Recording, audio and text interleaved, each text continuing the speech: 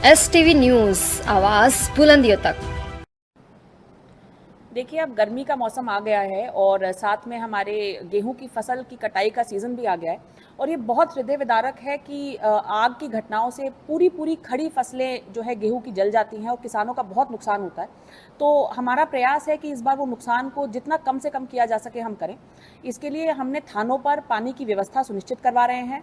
साथ ही में जो भी विद्युत की तारें ढीली हैं वो टाइट करवा रहे हैं। इसी के क्रम में मेरी प्रधान जी लोगों से निवेदन है कि कोई तार यदि आपको लगता है जिससे स्पार्किंग से फसल को नुकसान हो सकता है, अपने बीडीओ को अवगत कराएं और हम विद्युत विभाग के साथ समन्वय करते हुए उनको प्रायोरिटी पे उसको ठीक करवाएंगे। साथ में आप लोग अपने गांव में पानी की व्यवस्था अवश्य रखें, क्योंकि जब ये ऐसी घटनाएं होती हैं तो बिजली को बंद कर दिया जाता है और ट्यूबवेल वगैरह न चल पाने की वजह से पानी की उपलब्धता ही नहीं हो पाती है। तो गाँव में खेतों में पानी की व्यवस्था कम से कम हम लोग रख लें। साथ ही में जितनी भी कंबाइन मशीनें हैं उनके साथ एक अग्निशमन यंत्र और साथ में बालू की बाल्टी को रखना अनिवार्य किया जा रहा है। तो आप भी इसको ज़रूर इंसिस्ट करें कि ये व्यवस्थाएं हो तभी कंबाइन मशीनें चलाई जाएं खेतों में।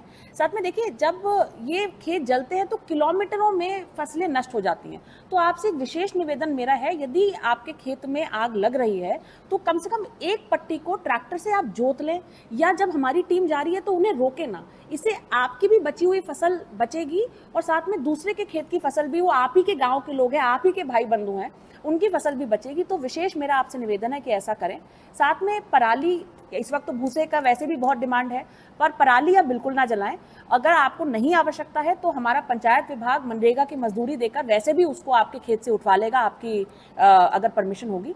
तो मेरा आप सबसे निवेदन है कि ये छोटे छोटे कदम हम लोग उठाएं, जिससे किसी किसान की इतनी मेहनत, पूरे एक सीजन का जो उसको पैसा मिलना था उसका जो है वो नष्ट ना हो। तो मुझे उम्मीद है कि इस बार हम लोग इन प्रयासों से अग्नि की घटनाओं को कम कर पाएंगे।